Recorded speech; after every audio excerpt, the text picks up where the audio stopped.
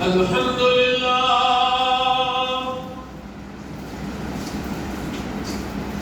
الحمد لله رب العالمين والصلاة والسلام على سيد الأنبياء والمرسلين ثم الصلاة والسلام على سيد الأولياء وعلى آلهم الطيبين الطاهرين ومن يومنا هذا إلى يوم الدين أما بعد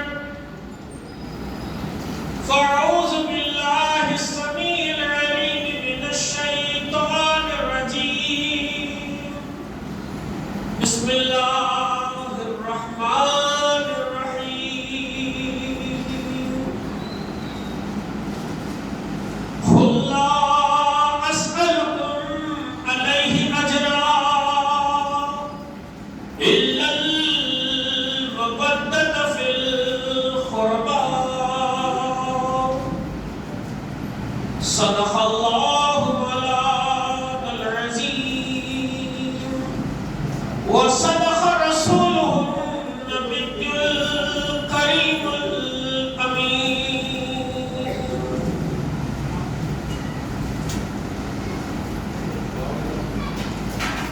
تمام تعریف اس پروردگار عالم کے لیے سزاوار ہے جس کی ذات واحد لا شریک ہے، جس کی ذات خالق کائنات ہے، جس کی ذات قادر مطلق ہے اور جس کی ذات عالی برحق ہے۔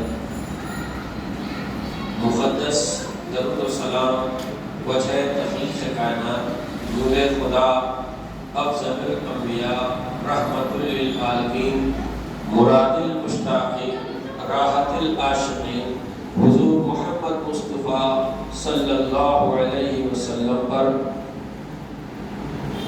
اور سید الاولیاء امام آخر الزمان حضرت میرا سید محمد مہدی موعود خاتم ولایت محمدیہ پر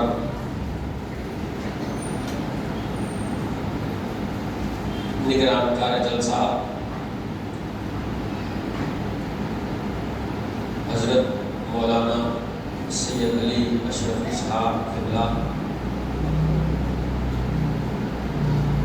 حضرت مولانا سید خدمیر اشرفی صاحب، حضرت مولانا سید خدمیر ستائش عالم صاحب، حضرت مولانا سید تحسین نصرتی صاحب، دیگر فقراء کرام، حاضرین محفل، نوجوانوں مرتبیات، پیارے بچوں، پس پردہ سننے والی دختران ملت، السلام علیکم ورحمۃ اللہ وبرکاتہ۔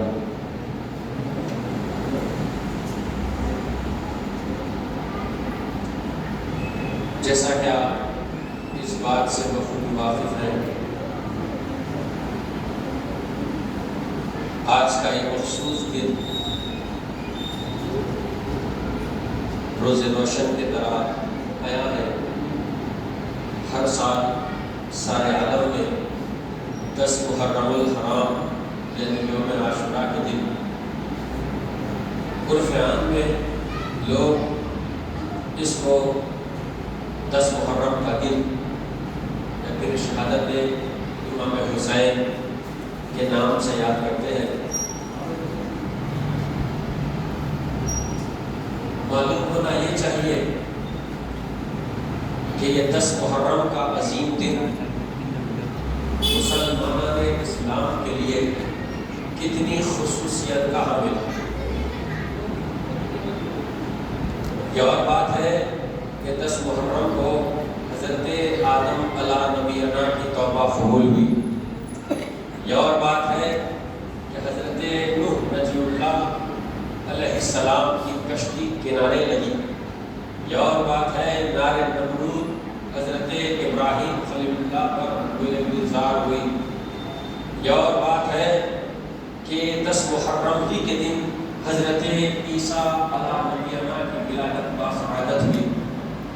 غور کرنے والی بات یہ ہے کہ آدم کا معاملہ ہوا، آدم کی توبہ قبول ہوئی، نوح کی کشتی کنارے لگی، اللہ کا شکر ادا کیا گیا، نار نمرود سے حضرت ابراہیم علیہ نبینا کو محفوظ کر دیا گیا۔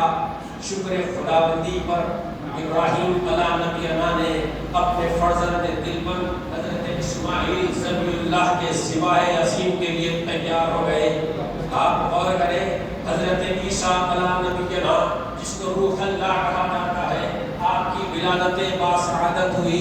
یہ تمام کے تمام معاملات اللہ تبارک و تعالیٰ نے یکے بعد دیگر رکھتے ہوئے مخلوق انسانی کے ذہن کو بنانے کی کوشش کر رہا تھا کہ اے مسلمانوں، اے انسانیت کے ماننے والوں، تم یہ نہ سمجھنا کہ صرف آدم کی توبہ قبول ہوئی، نوح کی کشتی کنارے لگی، اس ابراہیم علیہ نبینا کی آپ گلے گلزار ہوئی، عیسیٰ روح اللہ کی ولادت باسعادت ہوئی۔ معلوم ہونا تمہیں یہ بھی چاہیے کہ نواسۂ رسول جس کو امام علی مقام حضرت حسین علیہ السلام کے نام سے یاد کیا جاتا ہے، جس کی شہادت عظیم سے اسلام کے پرچم کو سربلندی حاصل ہوئی۔ غور کرنے والی بات یہ ہے کہ وہ امام علی مقام اس انداز سے، اس کیفیت سے اپنی قربانی کے عزم کو لے کر آپ آگے بڑھے ہیں۔ غور کریں،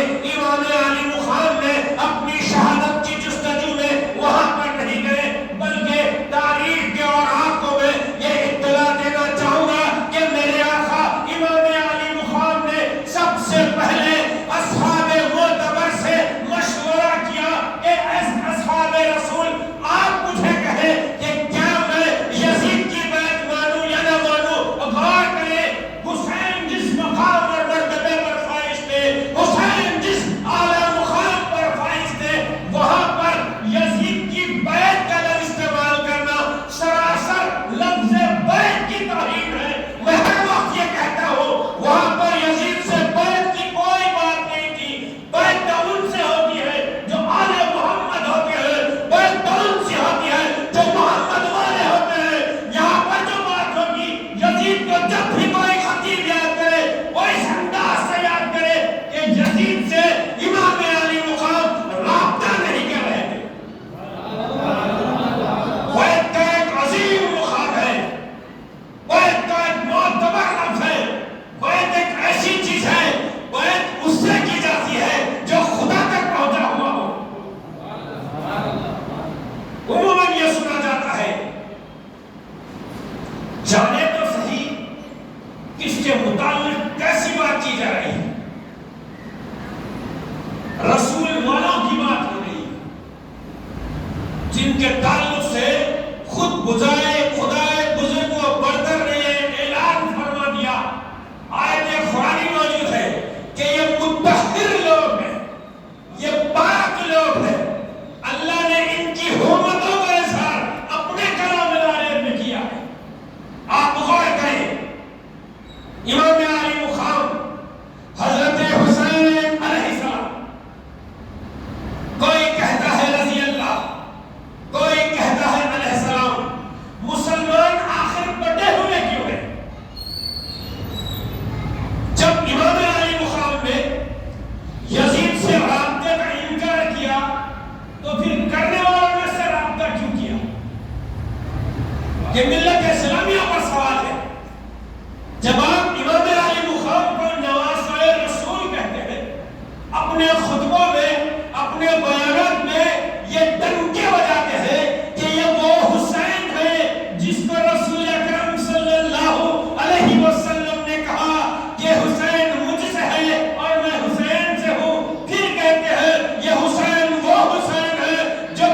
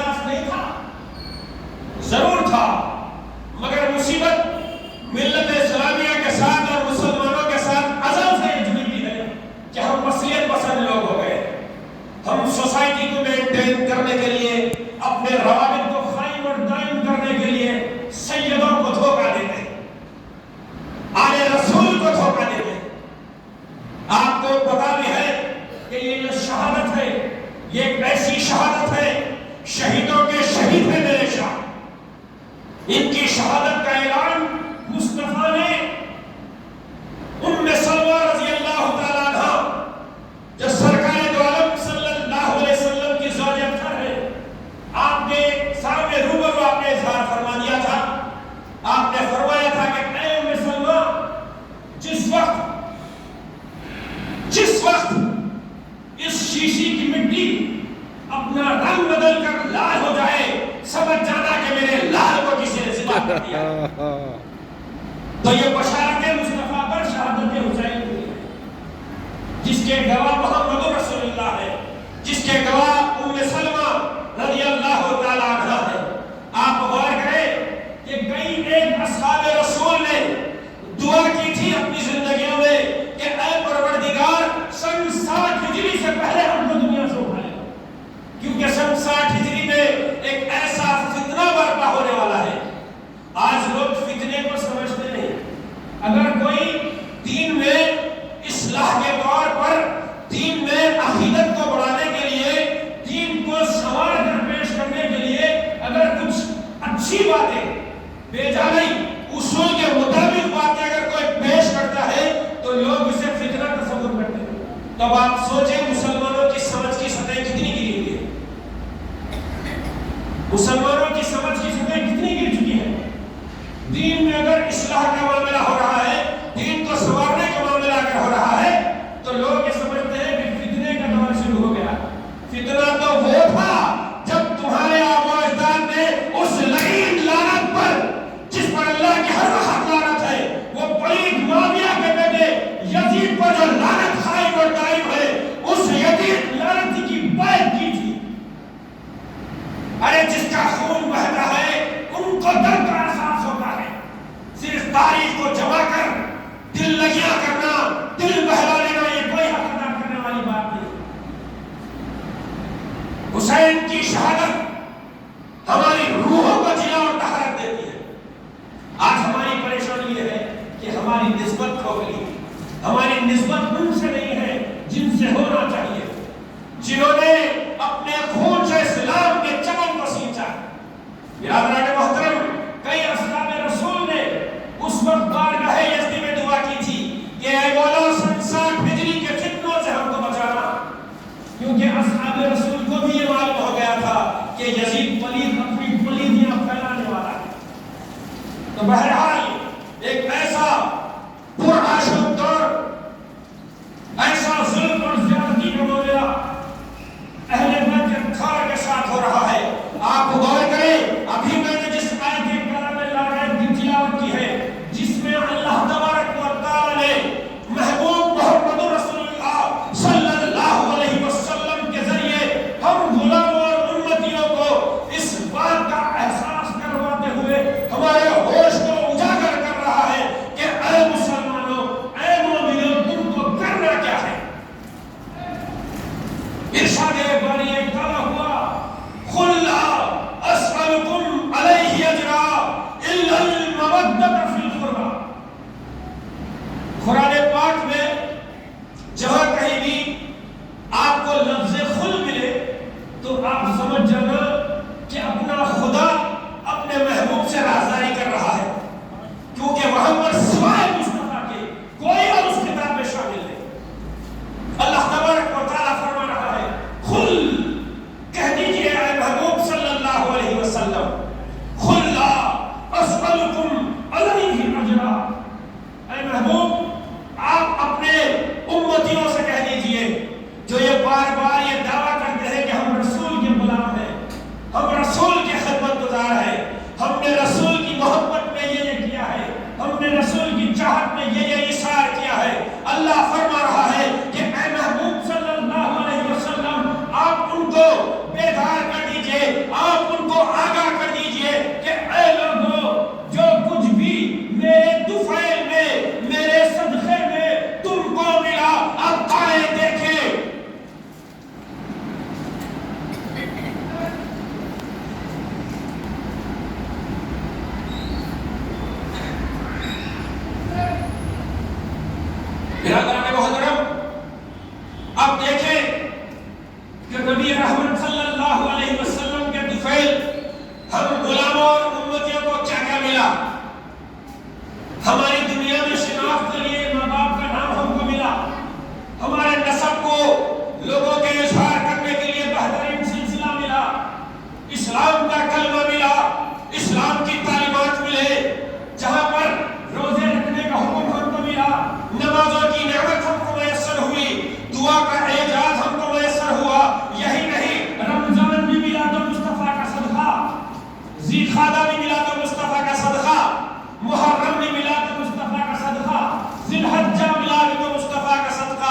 آج ملا، صبح ملی، شام ملی، ایک ایک نعمت ہے جو گننے سے باہر ہے. آپ غور کریں، لاتعداد نعمتیں ملی، وہ محمد رسول اللہ صلی اللہ علیہ وسلم کے صدقے میں ملی. آیت قرآن سے ثابت ہو رہا ہے کہ اے لوگو، جو کچھ بھی میرے طفیل میرے ذریعے تم کو ملا، جو کچھ بھی نعمتیں تم کو ملی، اس پر قربان جاؤ، قربان جاؤ آخائے دو جہاں پر، جس کو خدا نے اپنی قدرت سے رحمت للعالمین بنا کر اس منصب عالی پر فائز فرمایا.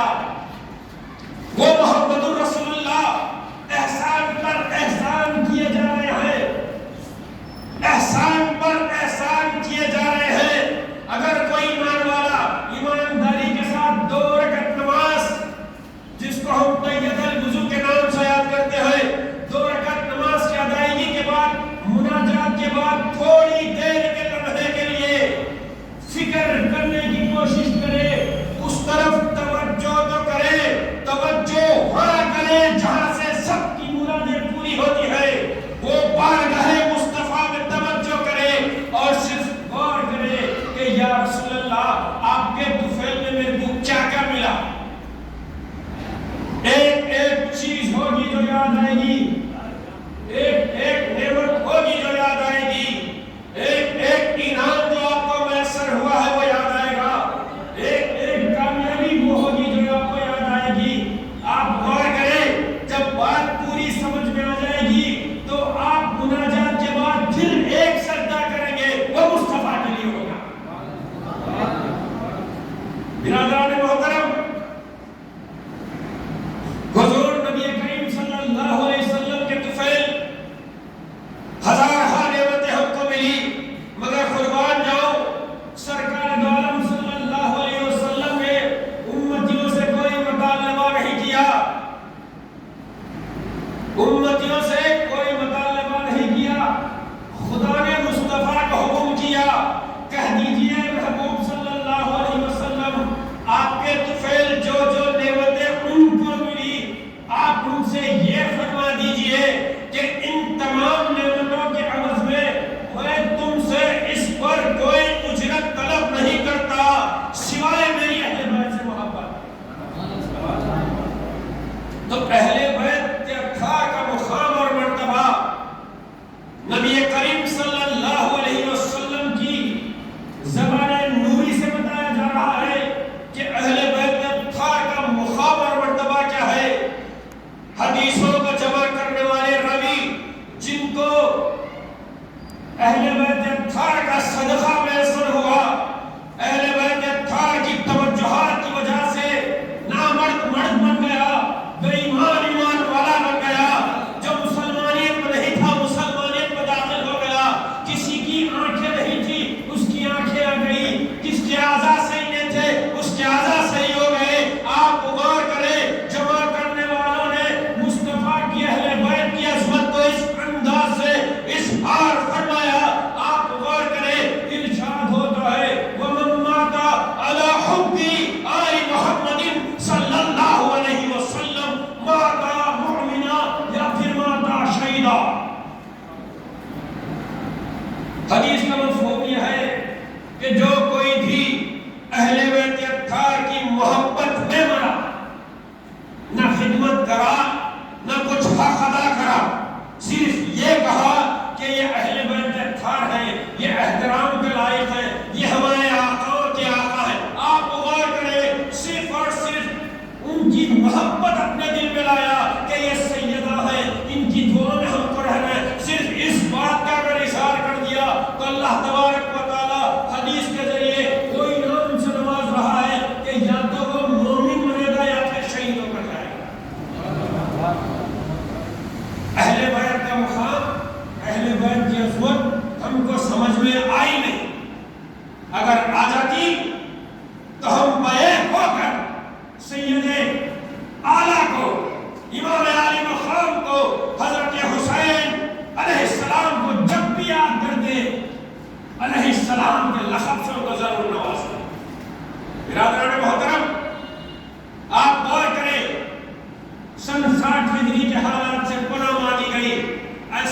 ہوا ہوگا، ایسا کیا ہوا ہوگا، نازیبا حرکتیں ہوئی، نازیبا حرکتیں ہوئی۔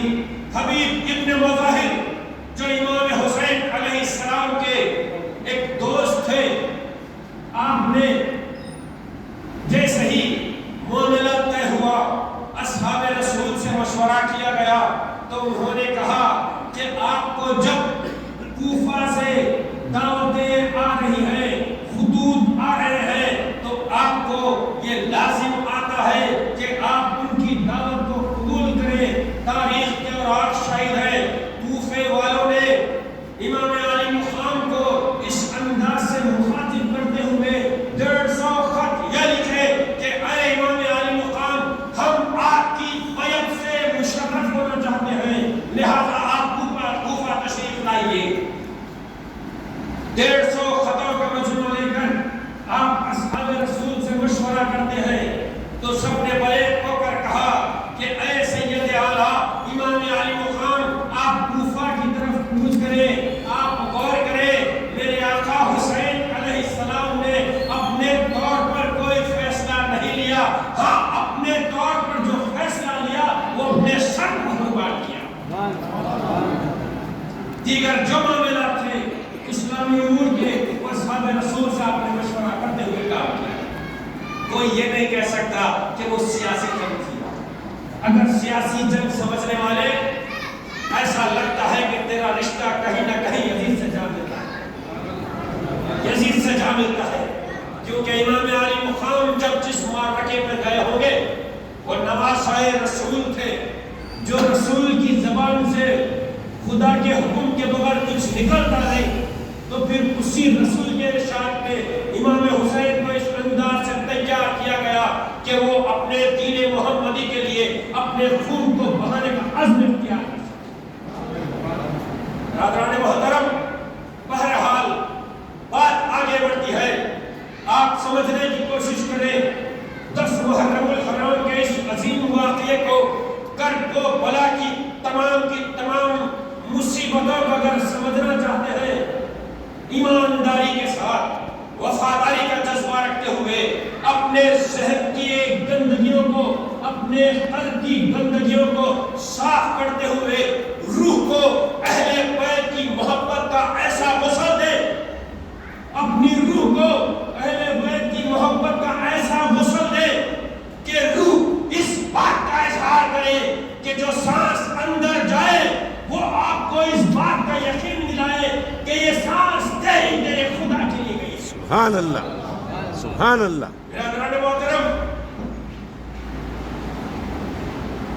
150 خطوط کوفے والوں نے بھیجے، تو جب سید اعلیٰ امام علی مقام حضرت حسین علیہ السلام نے دربار مصطفیٰ میں جس دربار میں آپ نے خطبے کے دوران مصطفیٰ کے گود اور کانوں پر سواری کی، جس دربار میں آپ نے سجدہ جو خدا کے لیے کیا جا رہا تھا، سرکار نماز کے سجدے میں تھے، آپ غور کریں، جب عبادت کا سوال اٹھتا ہے تو دیگر انبیاء علیہ السلام نماز کچھ ایسے قائم کرتے تھے، ان کی نمازیں صرف ایک سجدے کی تھی، ایک سجدے سے وہ اپنی عبادت کا حق ادا کرتے تھے، مگر یہاں پر امت محمدیہ کو جس مصلحت سے 2 سجدے دیے گئے، اس کی حقیقت یہ ہے کہ جب سرکار نے اپنا پہلا سجدہ کیا، سبحان ربی الاعلیٰ، سبحان ربی الاعلیٰ کی صدا بلند کی، پھر آپ نے دوسرے سجدے کو اختیار کیا۔ محبت مصطفیٰ کا ایک ایسا بہاؤ تھا کہ خدا کی محبت میں میرے آقا سرشار تھے۔ جب آپ نے دوسرا سجدہ کیا تو امام علی مقام آ کر پشت انور پر سوار ہوئے۔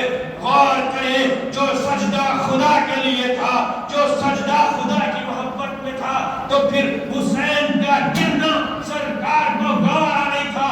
آپ نے سجدے کو اتنا طویل کیا کہ جب حسین اپنی مرضی سے پشت انور سے جب نیچے تشریف لائے، اترے نہیں کہوں گا، ان کے بعد مصطفیٰ کی تھی، نواسۂ مصطفیٰ کی تھی، وہ خطہ پورا جنت کا تھا، وہ خطہ پورا خدا الہی کا تھا، نہ وہ کوئی اترا نہ وہ کہیں کوئی چڑھا، وہاں پر صرف آپ تشریف لائے تو مصطفیٰ جان رحمت صلی اللہ علیہ وسلم نے اپنے سجدے پر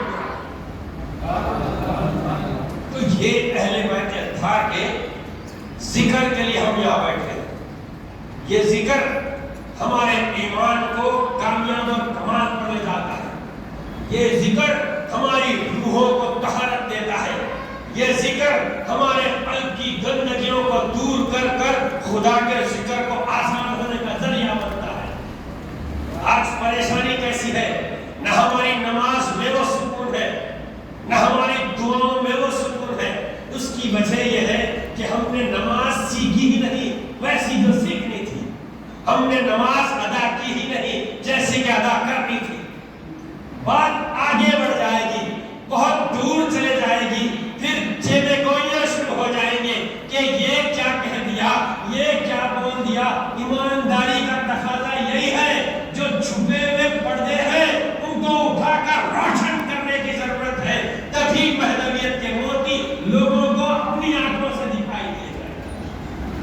حضرات محترم، حضرت امام علی مقام حضرت حسین علیہ السلام کوفے والوں کی دعوت پر آپ کوفہ روانہ ہونے کی تیاری میں ہیں۔ آپ غور کریں، جہاں سے نعمتوں کا حصول ہے اور جس نانا کی گود سے آپ نے پروان چڑھا تھا، جس نانا کی پشت سے آپ نے سواری کر کے اپنے آپ کو کمال پر پہنچایا تھا، آخری سلام اس بارگاہ مصطفیٰ میں دینے کے لیے جب آپ حاضر ہوئے ہوں گے، آپ غور کریں کہ ایک مسلمان جو گندا ہے بندہ ہے، اپنے کالے حرکتوں سے، اپنے کرتوت کے باوجود بھی جب سب سے وہ معافی چاہ کر حج بیت اللہ کے لیے روانہ ہوتا ہے، جا کر پھر وہاں سے بارگاہ مصطفیٰ میں حاضری دیتا ہے، تو اس حاضری دینے والے کی طرف یہ ہوتی ہے ہم 1400 سال پہلے کے مسلمان، 1400 سال بعد کے مسلمان ہیں۔ آپ غور کریں، 1400 سال بعد کے مسلمان کی کیفیت یہ ہے، جب کبھی وہ مواجہ شریف کے قریب ہوتا ہے تو اس کی سانسیں حرکت میں آتی ہیں، وہ بے چین اور بے قرار ہو جاتا ہے، دل رونے لگتا ہے تو آنکھ سے آنسو کا اظہار ہوتا ہے۔ بارگاہ مصطفیٰ ایک ایسی خانقاہ ہے، ایک ایسی جائے معتبرہ ہے کہ وہاں پر ایمان والا جب اپنی حاضری دیتا ہے تو اس کا دل پہلے روتا ہے، بعد میں چہرے سے اظہار ہوتا ہے۔ آپ غور کریں، بارگاہ مصطفیٰ میں ایک عام مسلمان جاتا ہے تو اس کی کیفیت یہ ہوتی ہے، اور میرے آقا کا کرم، بالائے کرم تو یہ ہے جنہوں نے اپنی زندگی میں حسینیت کے نعرے مار مار کر اپنی زندگی پوری کی۔ کہیں پر خواجہ غریب نواز کا نام آتا ہے تو کہیں پر غوث اعظم کا نام آتا ہے، کہیں پر احمد شاہ رفاعی کا نام آتا ہے۔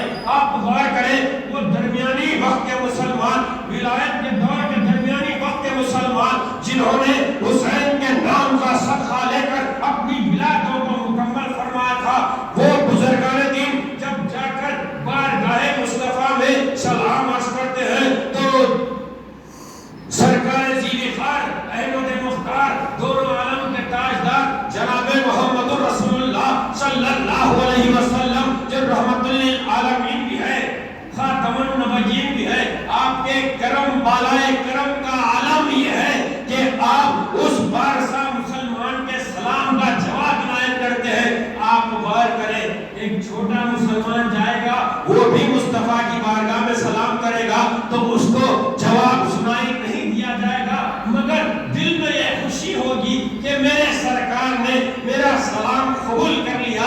اب وہ مسلمان جس کو ایک مقام حاصل ہے، وہ مسلمان جس کو ولایت کی شہرابی حاصل ہے، وہ مسلمان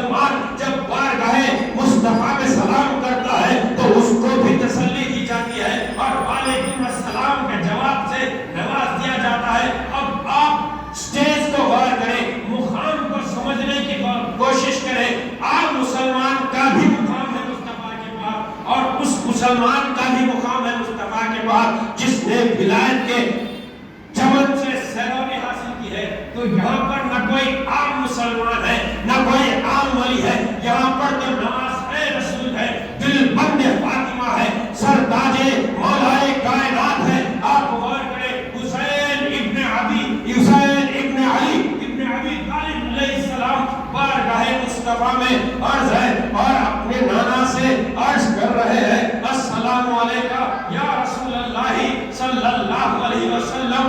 آپ غور کریں ایمانداری کا تقاضا ہے. اگر کوئی مسلمان ہے اگر وہ کلمہ مصطفیٰ پڑھا ہوا ہے یقیناً اس کی حلاوت اگر اس کو لگی ہوئی ہے اگر وہ میرے آقا کا نام لے کر سلام عرض کرتا ہے تو اس کی ظاہری اور باطنی کثافتیں دور ہو کر وہ ایک روحانی کیفیت میں آ جاتا ہے.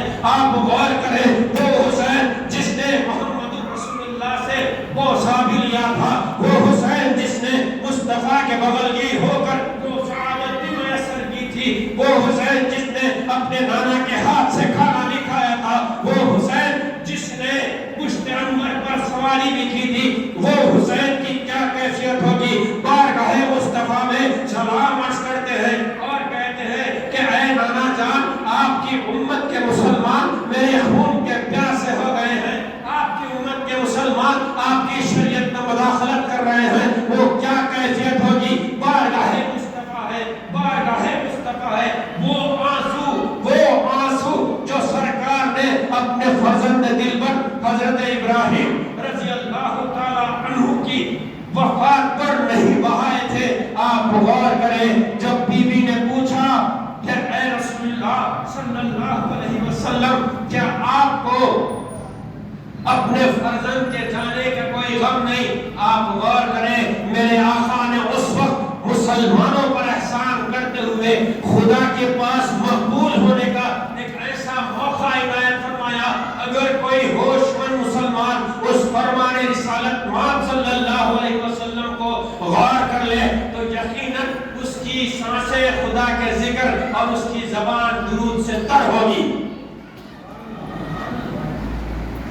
جب بیوی نے پوچھا کہ یا رسول اللہ کیا آپ کو آپ کے فرزند کے جانے کا کوئی غم نہیں, تو اللہ تبارک و تعالیٰ کے محبوب محمد رسول اللہ صلی اللہ علیہ وسلم آزردگی کا احساس کرتے ہیں اور آزردگی کا اظہار کرتے ہیں. بی بی دیکھ کر خاموش ہو جاتی ہے.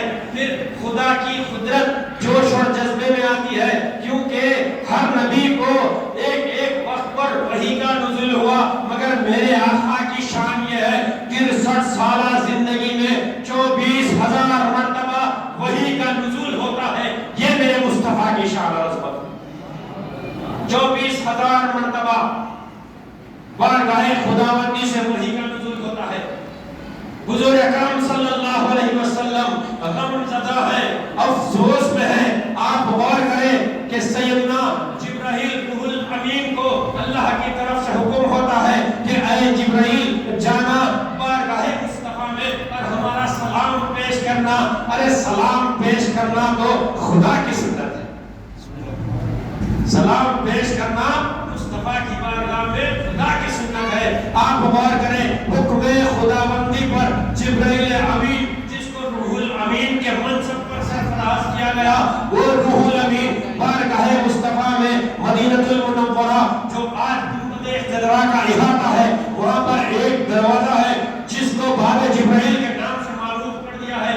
وہاں سے صرف کسی کی اگر آمد ہوتی تو وہ روح الامین کی آمد ہوتی. آپ غور کریں باب جبرائیل سے جبرائیل اپنا داخلہ لیتے ہیں, اجازت طلب کر کر بارگاہ مصطفیٰ میں اپنے سلام سے پہلے خدا کا سلام پیش کرتے ہیں. کیا شان رسالت مآب ہے, جبرائیل کی کیا حیثیت ہے کہ وہ اپنے طرف سے کوئی کلام کرے. جبرائیل پہلے خدا کا سلام پیش کرتے ہیں پھر اپنا معروضہ پیش کرتے ہیں کہ اے اللہ کے رسول خداوند قدوس نے آپ کو سلام بھیجا ہے اور یہ پوچھ رہا ہے کہ آخر آپ کو اتنا غم زدہ رہنے کی ضرورت کیا ہے. تو جبرائیل امین کو سلطان ذی الوقار دونوں عالم کے تاجدار جناب محمد رسول اللہ صلی اللہ علیہ وسلم نے فرمایا کہ اے جبرائیل کیا تم جانتے نہیں ہو میرے فرزند دلبر حضرت ابراہیم کا وصال ہو چکا ہے. آپ غور کریں آنن فانن جبرائیل اس پیغام کو لے کر بارگاہ یزدی میں پہنچے. اب نوجوان نسل یہ بے چین اور بے قرار ہے کہ آنن فانن کیسی حدیثیں ہم تک پہنچی ہے. یہ حدیث قدسی ہے, یہ کسی کے واسطے سے نہیں آئی ہے, یہ 2 4 5 واسطوں سے نہیں, یہ حدیث جبرائیل ہے. خدا کا حکم ہوا مصطفیٰ پر, مصطفیٰ کے نور سے اظہار ہوا جبرائیل. برادران محترم، تو حدیث جبرائیل کا ایک اپنا مقام اور مرتبہ ہے۔ بہرحال جبرائیل بارگاہ خداوندی میں جاتے ہیں اور بارگاہ الہی میں عرض کرتے ہیں کہ اے بار الہ، میں نے سرکار دو عالم سے گفتگو کا نیاز حاصل فرمایا اور آپ نے جواب یہ دیا ہے کہ کیا جبرائیل تم جانتے نہیں ہو میرا بیٹا ابراہیم مجھ سے جدا ہو چکا ہے؟ تو اللہ تبارک و تعالیٰ کی قدرت جوش اور جذبے میں آ کر یہ کہتی ہے، یہ ارشاد فرماتی ہے کہ جبرائیل جا کر میرے محبوب سے کہہ دینا کہ اتنا غم زدہ ہونے کی ضرورت نہیں ہے، اس ایک فرزند رسول کے عوض میں نے اپنی قدرت سے ساری امت مسلمہ کو رسول کی روحانی اولاد بنا دیا۔ تو اب مسلمانوں کا یہ فریضہ ہے، اب مسلمانوں کی یہ ذمہ داری ہے کہ تم صرف کلمہ پڑھنے والے نہیں رہے بلکہ رسول کی روحانی اولاد میں تمہارا شمار ہو گیا۔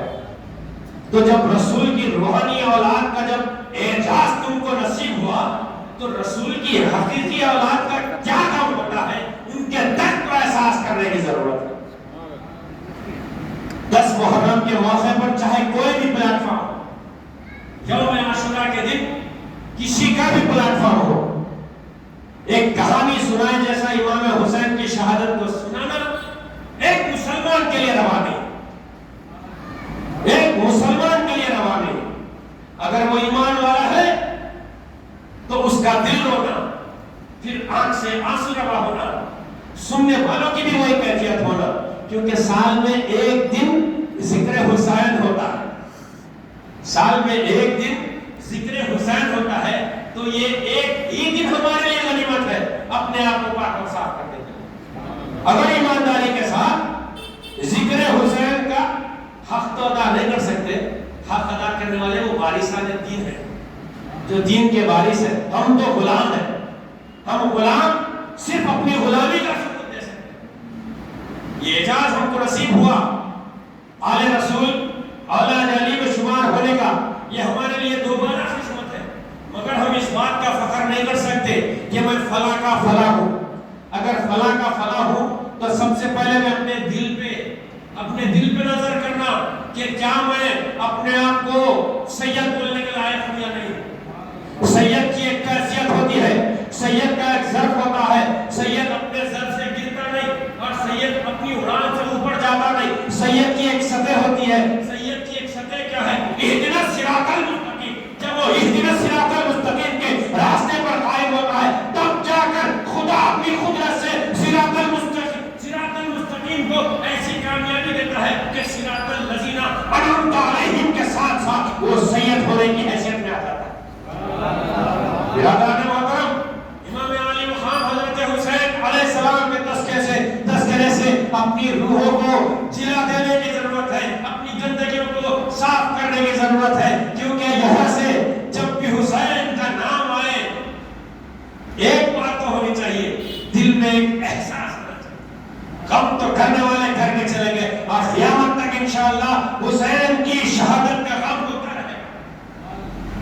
کوئی چیزیں مار مار کر روئے گا، کوئی آواز نکال کر خطاب کرے گا، کوئی اپنے نفس پر ظلم کرے گا، کوئی اپنی خواہش کو ختم کرے گا، جب تک کہ اظہار غم نہ ہوگا دلوں کی گندگیاں دور نہیں ہو سکتی۔ اب یہ اور بات ہے کہ اپنے سوچنے کا انداز الگ ہے، اپنی فکر کا انداز الگ ہے۔ قرآن کریم جیسی معتبر کتاب کو، جو تمام کتابوں میں کامیابی پانے والی کتاب کو ہر ایک مصنف نے اپنے خیال سے تفسیر کا اہتمام فرمایا۔ آپ دیکھ لیں، اہل سنت کے مسلک کو دیکھ لیں، وہابیوں کو دیکھ لیں، تبلیغیوں کو دیکھ لیں، جو بھی ہیں فرقے ان کے، وہ سب کو دیکھ لیں، ہر ایک مصنف کا ایک اپنا الگ ذہن ہے۔ وہ اپنی ریڈنگ سے، اپنے مطالعے سے، آیت کے ترجمے کے ساتھ اپنا ایک نچوڑ نکال کر اپنی تفسیر کو باہر لاتا ہے۔ تو انسان اپنی سوچ سے کچھ بھی سوچ سکتا ہے، مگر کامیاب مومن وہ ہوتا ہے جو خدا کی مرضی سے اپنی مرضی کو چلائے۔ اسی کو ہمارے پاس ایک دائرے کی شکل میں قید کر دیا گیا ہے، صحبت کے معاملے کو فرض کر دیا گیا ہے۔ بہت آسان پیٹرن میں بڑی بڑی باتیں سمجھ میں آ جاتی ہیں ضرور، بالکل پیچھے ہو جاتے ہیں۔ برادران محترم، بات آگے بڑھتی ہے۔ آپ غور کریں، کوفے والوں نے 150 خطوط لکھ کر امام علی مقام کو اپنی طرف بلایا تو میرے آقا امام علی مقام حضرت حسین علیہ السلام نے ان کی دعوت کو قبول کرتے ہوئے پہلے اپنے بھائی مسلم بن عقیل کو ان کے 2 بچے عون و محمد کے ساتھ کوفہ روانہ کیا۔ کوفہ روانہ کرنے کے بعد کوفے والوں نے بڑے شاندار طریقے سے سیدہ کا استقبال کیا، تعظیم و تکریم کی، اور سیدہ بیچارے اتنے بھولے بھالے، اگر کوئی عزت دے کے بلایا تو کہیں بھی چلے جاتے۔ سیدہ اتنے سیدھے سادے ہوتے، سید دماغ والا نہیں ہوتا، دل والا ہوتا۔ دماغ والا سید نہیں ہو سکتا، دل والے سیدہ ہوتے، جو بھی کرتے محبت میں کرتے، عشق میں فنا ہو جاتے۔ اور ہم کو تعلیم بھی وہی عشق کی ملی ہے جو فنا کر کے خدا کے پاس بقا دلا دے۔ برادران محترم، غور کرنے والی بات یہ ہے، اپنے بھائی مسلم بن عقیل اور ان کے 2 بچے محمد اور وہ محمد معصوم بچوں کو بھیجا گیا، استقبال کیا گیا، ان کی توقیر کی گئی۔ وہ کیفیتوں کو دیکھ کر بھولے بھالے مسلم بن عقیل، میں تو یہی کہوں گا، بھولے بھالے مسلم بن عقیل اپنے معصوم بچوں کو بغیر کچھ سوچے سمجھے صرف یہ سوچا کہ مجھے حکم کس کا ہوا ہے، مجھے حکم امام علی خان کا ہوا ہے، تو بیعت اس چیز کا نام ہے، انہوں نے بیعت ان کی تھی، اس واسطے اس بیعت کے رنگ کو ہوتا رہے۔ باقی سب جس نے بھی یزید سے اپنے ٹائپ کیے تھے، کانٹیکٹس کیے تھے، آج ہم بخوبی سمجھ سکتے ہیں حالات کچھ ایسے ہمارے سامنے آتے ہیں کہ اپنے سیٹ اپ کرنے کے واسطے، سوسائٹی کو مینٹین کرنے کے واسطے، اپنے معاملات کو رواں دواں رکھنے کے واسطے تعلقات کو قائم کیا جاتا ہے، مگر ہمارے بزرگوں کا طریقہ یہ تھا، وہ خدا کی محبت میں تعلق قائم کرتے تھے اور خدا کے لیے دشمنی کرتے تھے۔ بہرحال حضرت مسلم بن عقیل اور آپ کے 2 صاحبزادے جاتے ہیں، کوفے والوں نے بڑا استقبال کیا، شان و شوکت کے ساتھ ان کو رکھا۔ بہرحال بھولے بھالے مسلم بن عقیل نے وہ خوشی کی کیفیت کو اپنے خط میں قلم بند کیا اور قاصد کے ذریعے امام علی مقام کی طرف روانہ کر دیا۔ آپ غور کریں، مسلم بن عقیل کا جب خط پہنچتا ہے امام علی مقام کو، جس کے لیے سب روشن ہے، اس کے باوجود بھی وہ روشن ضمیری رکھنے والا حسین ابن علی ابن ابی طالب علیہ السلام کی کیفیت کا عالم یہ ہے۔ آپ نے جب خط کو ملاحظ کیا تو آپ نے اپنے بھائیوں سے، فرزندوں سے ذکر کیا اور دیگر اصحاب سے ذکر کیا کہ مسلم بن عقیل کا استقبال ہو رہا ہے، مسلمانان کوفہ ہم سے راضی ہے، لہذا میں بھی ادھر جانے کا عزم کرتا ہوں۔ آپ غور کریں، سمجھنے کی بات ہے، امام علی مقام نے 150 خطوط کے بعد دعوت قبول کی، اور سید کی کیفیت بھی یہی ہوتی ہے، سید 1 بار 2 بار بولنے پر جاتا نہیں، سید کو اصرار کرنا پڑتا ہے کہ سرکار آپ کی آمد ہوئی تو ہماری کامیابی ہے۔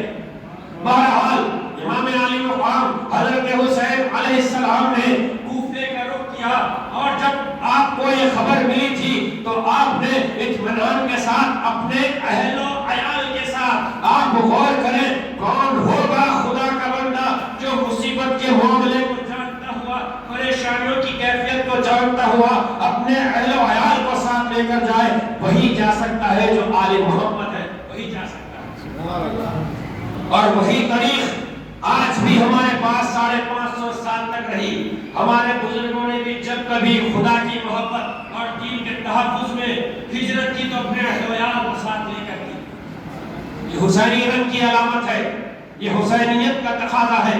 بہرحال برادران محترم، حضرت امام علی مقام حضرت حسین علیہ السلام اپنے اہل و عیال کو لے کر کوفہ کی طرف روانہ ہوتے ہیں، اور جب 2 محرم الحرام کو آپ کوفہ پہنچتے ہیں تو نقشہ پورا بدلا ہوا ہے۔ وہ جو موافق تھے وہ منافقوں کے زمرے میں آ گئے ہیں، تو انسان کا کوئی بھروسہ نہیں، جب تک کہ صحیح دامن سے اپنی نسبت نہ کر لے اس وقت تک بادشاہ اور کامل نہیں ہو سکتا. اس واسطے کوفے والوں کی تاریخ تمام عاشقان مصطفیٰ اور عاشقان اہل بیت کے لیے ایک فکر کا لمحہ چھوڑتی ہے کہ کسی پر بھی ایسا اندھا دھند بھروسہ نہیں کیا جا سکتا، کیونکہ کبھی بھی کوئی بھی اپنے مزاج کو بدل کر خلاف شرع کوئی نہ کوئی کام اختیار کر سکتا ہے. بہرحال حضرت امام علی مقام 2 محرم الحرام کو پہنچ کر 3 محرم الحرام کو اپنے دوست حبیب ابن مذاہب کو خط لکھتے ہیں کہ اے حبیب تم ہمارے دوست ہو اور ہم کو جو کیفیت ملی تھی اس بنا پر ہم کوفہ کی طرف روانہ ہوئے، مگر جب ہم نے یہاں کا حال دیکھا، آپ غور کریں امام علی مقام کو خط پہنچتے ہیں، آپ اس خط کی اطمینان کے ساتھ کوفہ کی طرف روانہ ہوتے ہیں اور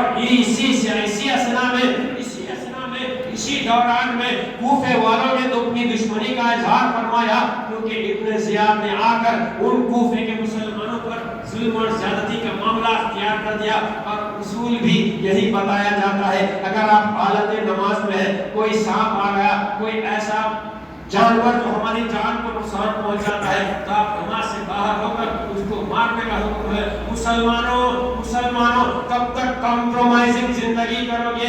نماز کو ٹھہرنے والا یہ دیکھ کر ضرور ٹھہرے گا کہ جگہ صاف ہے یا نہیں ہے، جگہ پاک ہے یا نہیں ہے، جگہ پر کوئی نقصان والی چیز تو نہیں ہے. کیسے سیٹلمنٹ اسلام کی تعلیم کو خراب کرنے کے لیے، اسلام کی تعلیم کے دھجیوں اڑانے کے لیے ایسی باتیں مسلمانوں کے گوش گزار کر دی کہ ان کے ایمان کا جو معاملہ ہے، ان کے یقین کا جو معاملہ ہے وہ تذبذب میں آ گیا. برادران محترم، حضرت امام علی مقام حضرت حسین علیہ السلام کوفے والوں کی شرارت سے واقف نہیں تھے. آپ نکلنے کے دوران کوفے والوں نے اپنے طریقہ کار کو ایسا بدلا، ابن زیاد کی ظلم اور زیادتی پر حضرت مسلم بن عقیل اور آپ کے دونوں فرزندان اور وہ محمد کے ساتھ ایسی بے رخی اختیار کی کہ نہ ان کو پوچھا گیا، نہ کھانے کے لیے پوچھا گیا، نہ رہنے کے لیے پوچھا گیا. جس استقبال سے بلایا گیا تھا وہ تمام کا تمام معاملہ الٹ ہو گیا. حضرت مسلم بن عقیل اور آپ کے 2 صاحبزادے بے سر و سامان ہو گئے. آپ غور کریں، جب آپ پردیس جاتے ہیں وہاں کوئی اپنا نہیں ہوتا، حالات جنگ کے نہیں ہے، حالات مشقت کے نہیں ہے، آپ صرف نوکری کے لیے گئے ہیں، ابھی نوکری ملی نہیں ہے. حالات اس وقت کے تنہائی کے کیسے ہو سکتے ہیں آپ خوبی سمجھ سکتے ہیں. تو یہاں پر حالات نہ کوئی تجارت کے تھے نہ نوکری کے تھے، یہاں تو حالات تھے حق ادا کرنے کے لیے آئے تھے، یہاں تو حالات وفاداری کے لیے آئے تھے. اب آپ سوچیں کہ حضرت مسلم بن عقیل اور محمد جیسے شہزادے یتیم یا یسیر کی کیفیت میں آ گئے ہیں، کوئی پرسان حال نہیں ہے. تو حضرت امام علی مقام کو اس بات کی اطلاع ملتی ہے تو آپ آنکھ سے آنسو روا کرتے ہیں کہ میرے بھائی مسلم کے ساتھ اور ان کے معصوم بچوں کے ساتھ یہ کیا معاملہ ہو رہا ہے. آپ غور کریں، انتہا تو یہ ہو گئی کہ جس وقت مسلم بن عقیل رضی اللہ تعالیٰ عنہ کا استقبال کر ان کو توقیر کی گئی تھی، اس وقت بتایا یہ گیا کہ کوفے کی جامع مسجد میں ایک وقت 65,000 لوگ حضرت مسلم بن عقیل کی اختتام نماز ادا کرتے. ایک وقت میں کوفے کی مسجد جامع مسجد میں 65,000 مسلمانوں نے مغرب کی نماز اور دیگر نمازوں کا اہتمام فرمایا. جب حالات نے کروٹ لی، مسلمانوں کے ایمان پر جب ڈاکے پڑنے لگے تو یہ خوف زدہ مسلمانوں نے بے رخی کا مظاہرہ کرتے ہوئے مسلم بن عقیل اور ان کے بچوں کو تنہا چھوڑا. آخرکار جب آخری نماز مغرب کا اہتمام ہوا جامع مسجد کوفہ میں تو بتایا یہ جاتا ہے، تاریخ دان نے اس انداز سے اس روایت کو پیش کیا کہ مغرب کی اذان کے ساتھ جب جماعت قائم ہوتی ہے تو بتایا یہ گیا مسجد کھچا کھچ بھری ہوئی تھی. بتایا یہ گیا کہ تعداد کے حساب سے 65,000 لوگوں نے اس وقت نماز مغرب کا اہتمام حضرت مسلم بن عقیل کی ابتدا میں کیا تھا. آپ غور کریں، مسلم بن عقیل سیدوں کے شہزادہ ایمان کے وفادار نے جب امامت ادا کیا، جب سلام پھیرتے ہیں، آپ غور کریں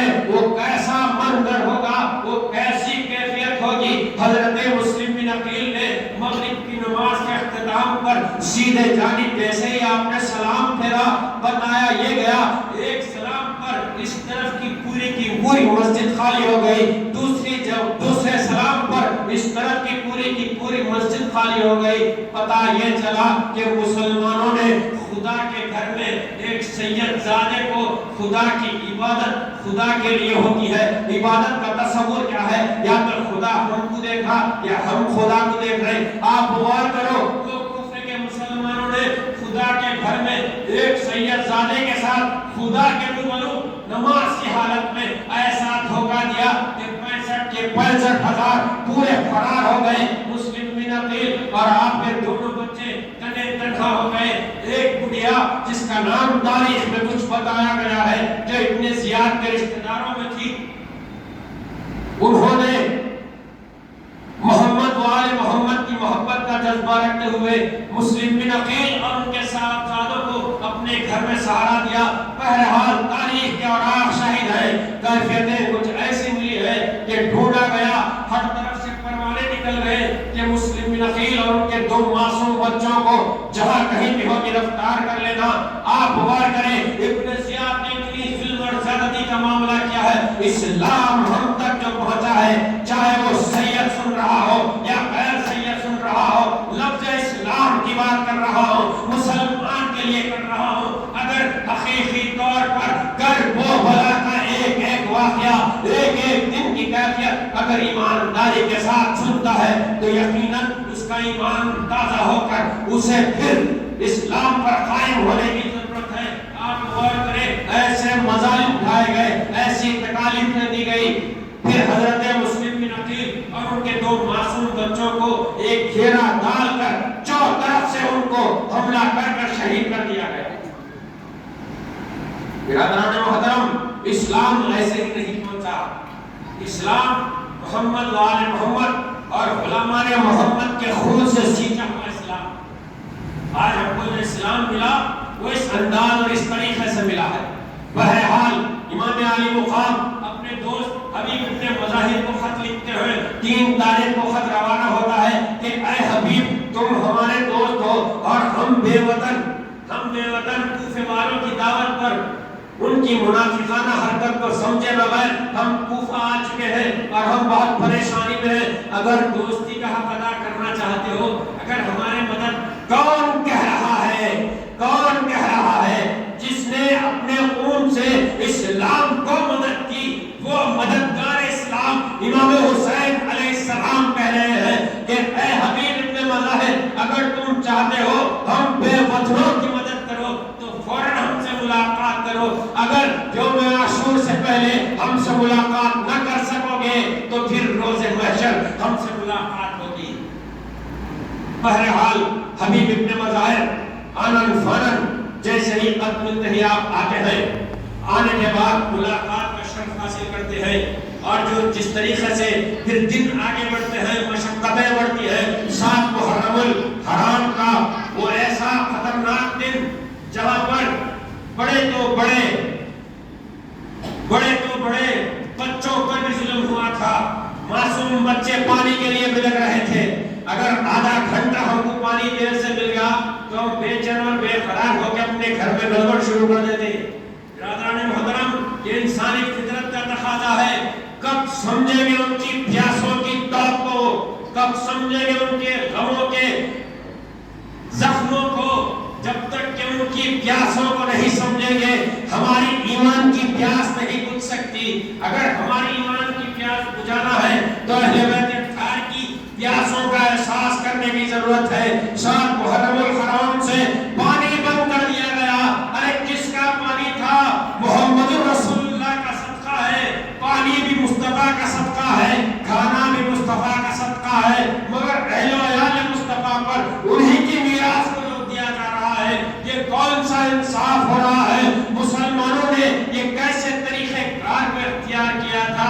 اب مسلمانوں کو، یزید کے زمرے کے لوگوں کو مسلمانوں سے نام نہیں لیا جاتا، یزیدیوں سے خطاب کیا جاتا ہے۔ تو وہ مسلمان نہیں تھے، مسلمان تھے، یزیدیوں کے ساتھ ہو گئے تھے، یزید کے زمرے میں شمار ہو کر اپنے آپ کو یزید پلید کے پیروکار بنا لیے تھے۔ آپ غور کریں، 7 محرم کو پانی بند کر دیا خطبے کے لیے بی بی زینب، بی بی سکینہ بے چین اور بے قرار ہے، بے چین اور بے قرار ہے. اپنے چہیتے چچا حضرت عباس علمدار، وہ شہنشاہ، وہ حسین کا دل دادا، وہ حسین کا شیر، جس نے حسین کے حکم پر اپنی جان کو قربان کر دیا، اہل بیت اطہار کی خدمت کو اپنا نسب العین قرار دے کر حضرت عباس علمدار نے، میرے آقا نے ایسی کیفیت کا اظہار فرمایا.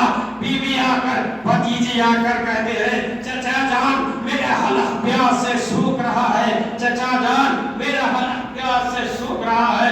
تو وہ فدائے حسین، وہ فرمانبردار حسین علمدار عباس علیہ السلام نے اپنے کراماتی جوہر بتائے، اہل بیت کی محبت کو ایسے اس انداز میں پیش کیا کہ آپ نے کہا کہ میری پیاری بچی تو پریشان نہ ہونا، تیرا چچا بھی زندہ ہے، تیرا چچا بھی زندہ ہے، جب تک کہ آخری سانس ہے میں کوشش یہ کرتا رہوں گا کہ محمد والے محمد کی خدمت کا حق ادا کرتا رہوں. برادران محترم، حضرت عباس علمدار نے اپنی گھوڑ سواری کا اختیار کرتے ہوئے مشکیزے کو اپنے کھانے سے لگایا. آپ غور کرتے ہیں، آپ غور کریں کہ دریائے فرات پر جاتے ہوئے دیکھا گیا کہ ہر طرف سے پہرا لگا دیا گیا ہے. کس کے لیے پہرا لگایا گیا تھا؟ جو ساقی کوثر کے نواسے ہیں ان کے لیے پہرا لگایا گیا تھا. جو فاطمہ الزہرا کا صدقہ تقسیم ہو رہا ہے ان کے دلداروں کے لیے پہرا لگایا گیا تھا. کس کے لیے لگایا گیا تھا؟ جو کوثر قیامت کے بعد مصطفیٰ سے لے کر امت میں تقسیم کرنے والے ہیں ان کے لیے پہرا لگایا گیا تھا.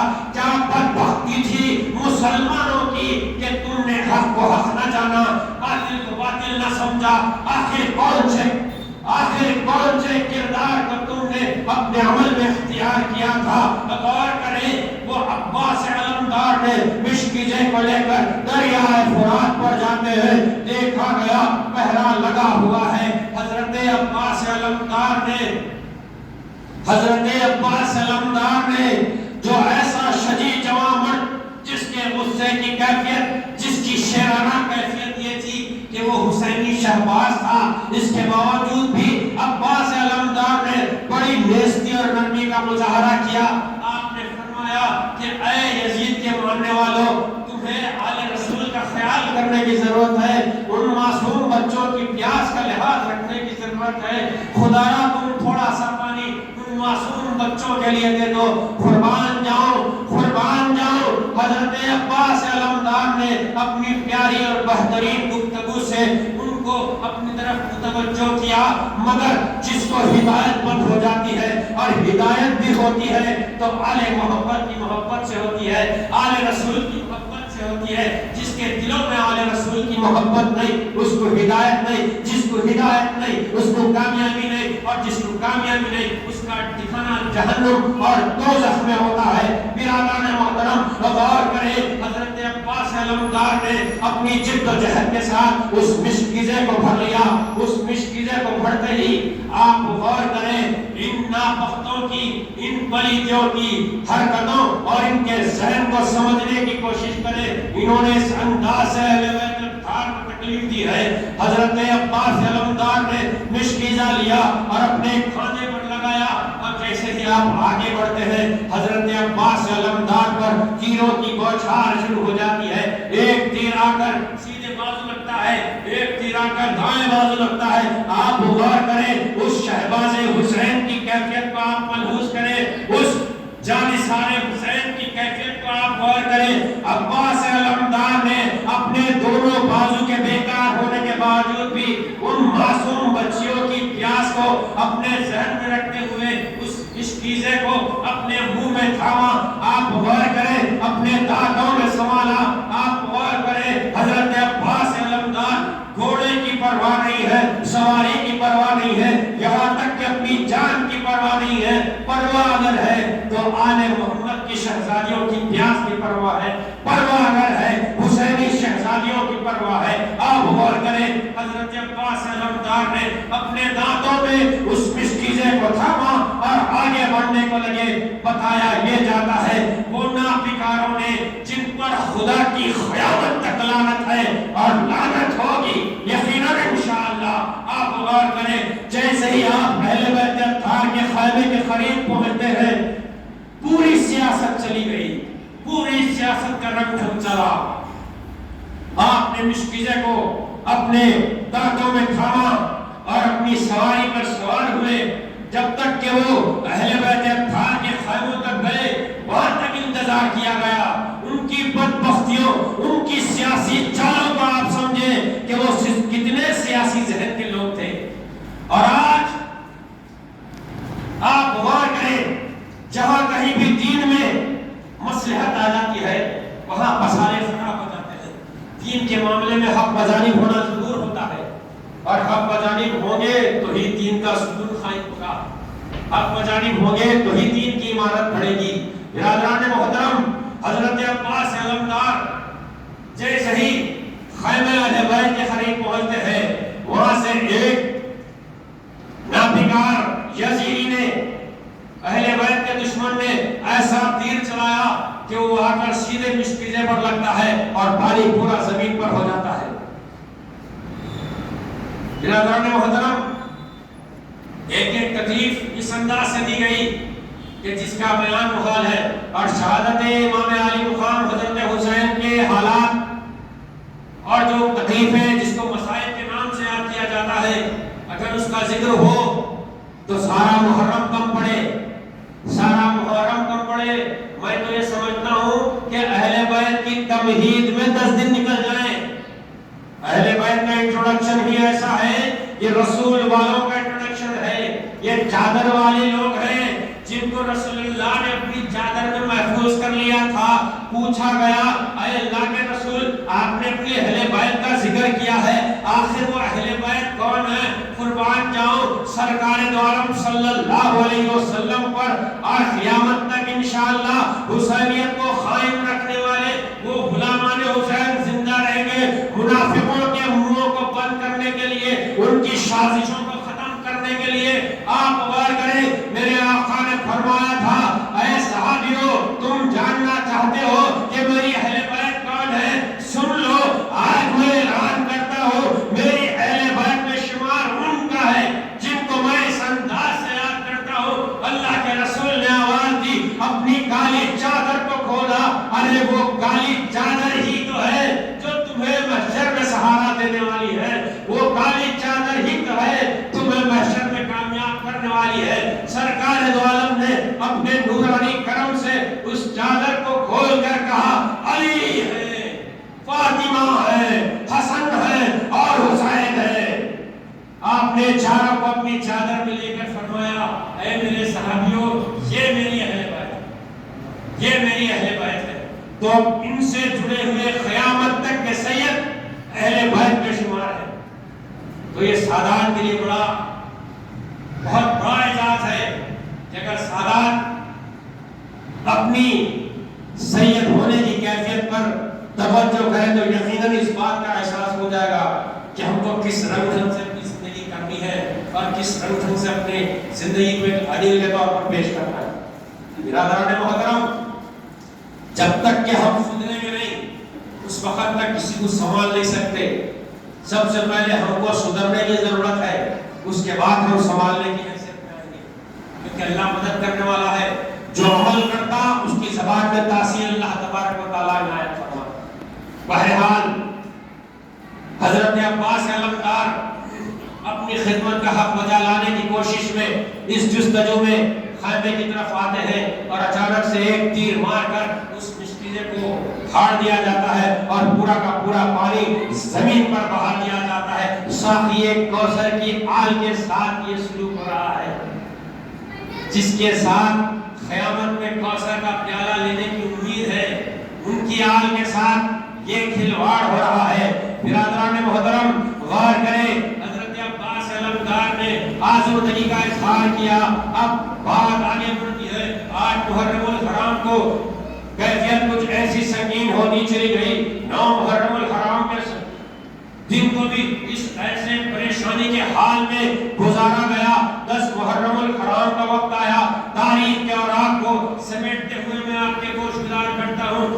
وقت کی کمی ایسی ہے، نماز عصر کا وقت قریب ہے، آپ غور کریں اگر یہ نماز کو قضا کریں گے تو یقیناً ہماری حفاظت ختم ہو جائے گی، کیونکہ قرآن کہتا ہے حافظوا علی الصلوات والصلاۃ الوسطیٰ وقوموا للہ قانتین۔ اے محبوب امت کو یہ ہدایت دینا، لوگ کہتے ہیں کہ جہاں پر نبی سے اللہ خطاب کرتا ہے وہاں پر خل کا لفظ اختیار کرتا ہے، جہاں پر خل نہیں ہوتا وہاں مسلمانوں سے یا دیگر لوگوں سے خطاب ہوتا ہے، ہر ایک کو نبی سے جوڑ کر کہتے ہیں کہ اللہ نے فرمایا، نبی کو فرمایا کہ اے نبی درمیانی نماز کی حفاظت نہیں، نبی تو راز کو پہنچانے والے، نبی تو محفوظ تھے، نبی نے محفوظ کر لیا تھا۔